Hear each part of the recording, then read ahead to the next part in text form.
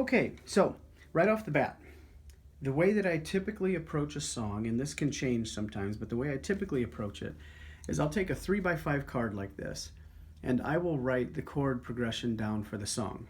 Okay, so basically I have the chord progression here: C, G, C, E minor, C, D, D7, G, B minor, E minor, C, A minor, D, and G. I have the D7 here for an opening chord. You'll see what I'm talking about just to get us started. But basically you have, if you want to copy this down on your own card, I'll tell you the reason why, and then you can progress with me as we go along. But we basically have only two chord progressions through this song, and these are the ones, this is how I wrote it down, just 2 lines. So now what I do with this then, let me get off my chair,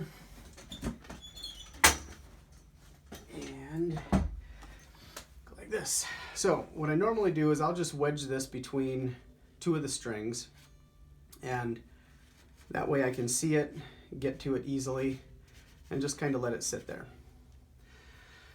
Now, if you don't sing or if you hum, if you can at least carry the melody through your head, this is the best way to do it. Maybe you could find a video online that's in the same key and you could just play along with it.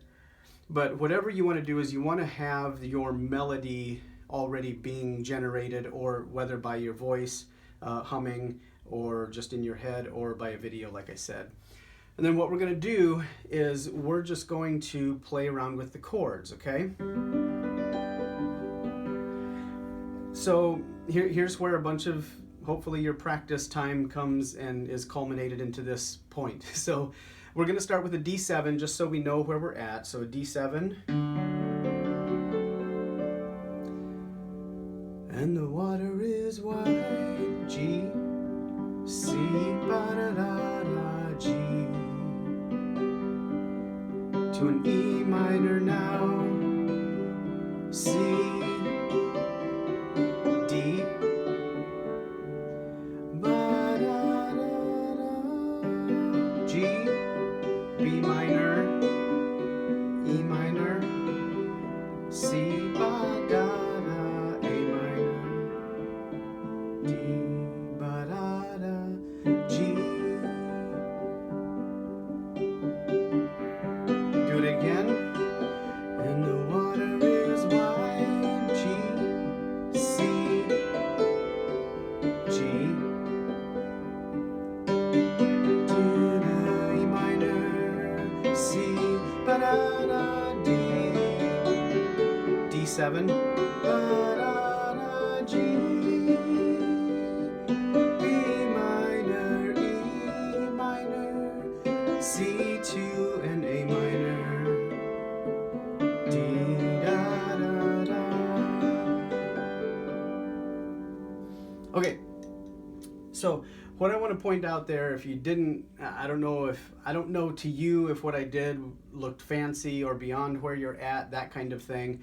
If you wanted to break it down even simpler, I'll show you what you can do. You can take these basic chord boxes, and if you just want to start on your root notes of the chord, that way, you know, you'll be jumping around a little bit more rather than doing inversions, but this is the way to do it. So we'll do a D, D7, and the water is G,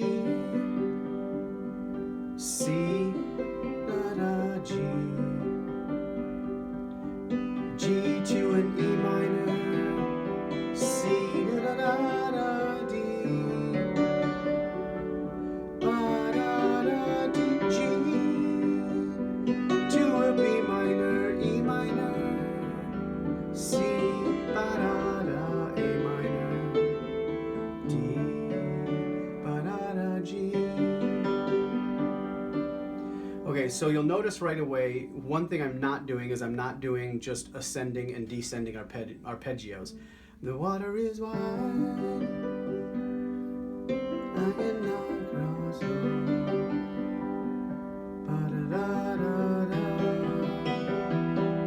ba-da-da-da-da, D, da-da, G. Okay, so I'm not doing that, and I do that for a specific reason. One, I want you to get used to kind of having your hands separated, not always doing, you can do right, left, but just do it in a different pattern.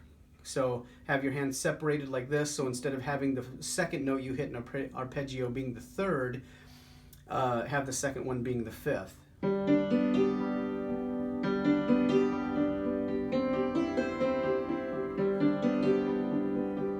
Okay, so the other thing you can do is you can branch out into the second octave of the instrument. Not only can you do an inversion, like when I play the C chord there, instead of jumping up here to the root, I'll stay in the G section down here and go da da da da da da da da da. I'll still play that G here, but the whole C chord is right here. So that's an inversion. We can always get into that on another video. But also jumping into the second range, just the second octave, just kind of let your hands explore, get used to jumping around, and so something like this. So D7.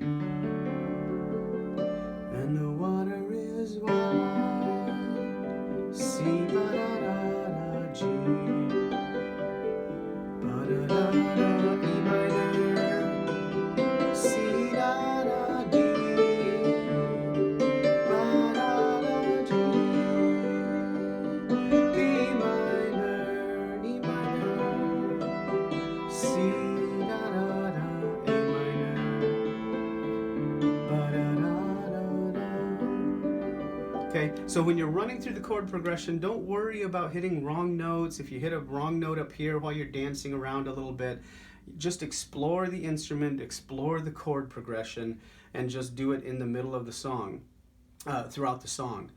One other thing I wanted to point out, at the beginning you probably saw I had some arrows written down.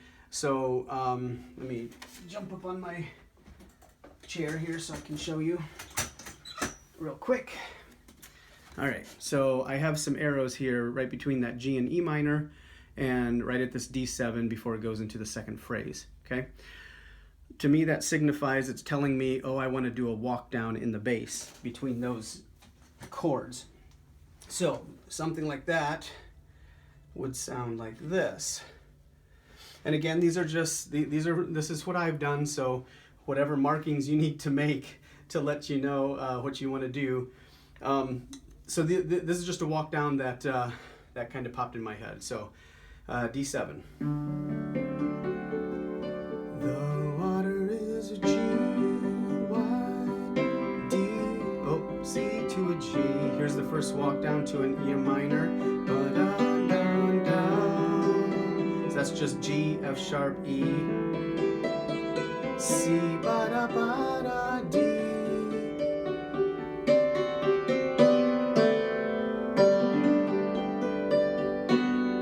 So that's just going from the D, D7 to a G. Now, I don't necessarily play just a D7 chord there. What I normally do is...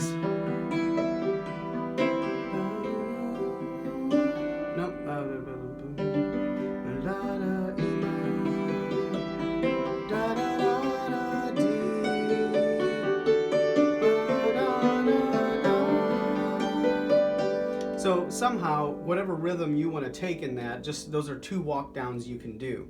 There might be some others in there that you hear that you want to apply, but that's just, there again, as you just give yourself time to really explore the chord progression of the song, and that way your mind, your creative mind, which I know you have one, otherwise you wouldn't be playing the hammered dulcimer, can have time to just hear certain things, okay?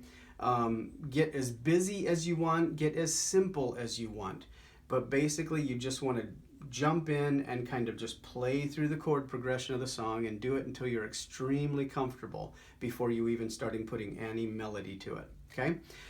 Basically this will help you when it comes time to putting melody to the song. This already will cement in your memory these chord progressions, these arpeggios, and the chord progressions, and what notes you can do with your right hand and your left to fill in the spots between the notes. All right? if you have any questions on this, I think I covered all I wanted to say on this particular video. Have any questions, please send me an email or put a note in at the bottom discussion box below the video here. So, all right, great job, guys. Have fun.